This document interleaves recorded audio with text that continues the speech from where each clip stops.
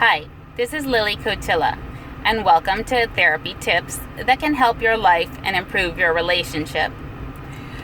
In our relationships, there is so much misunderstanding and miscommunication that happens, and much of it is unnecessary, and we also end up putting a lot more effort and energy into attempting to get on the same neurological platform or the same shared internal world with respect to our expression and our listening.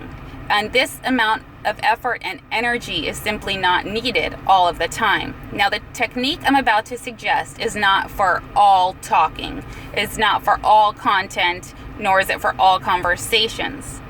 But this technique that I'm about to suggest is very helpful for getting on the same page of some topics. For some topics, it's important to have a piece of paper and a pen or pencil, or colored pens or pencils if that is applicable to the content that you're describing.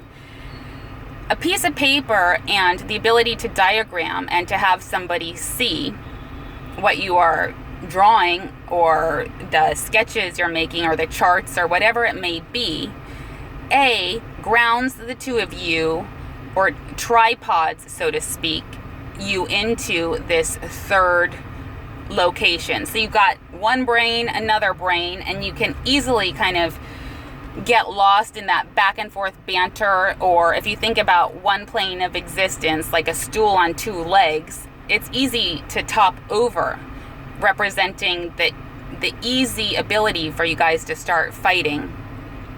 A tripod, or that third leg of the stool, helps to stabilize the grounding effect of the dynamic.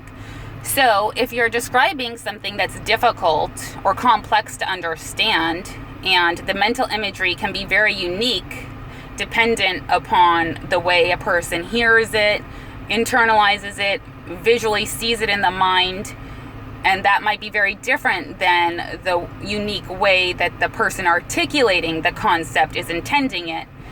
Lots of friction can happen. So this tripod effect of using a pen and paper to actually draw the visual and to help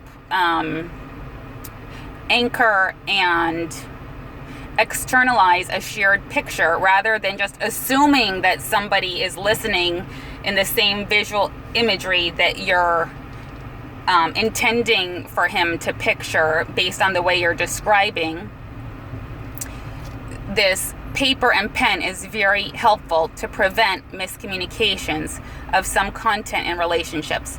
So if you're going back and forth, and you realize this person isn't really understanding, or it's taking a lot of effort to describe and frustration is increasing, or it may not, the miscommunication may not be revealed until later, which is another issue.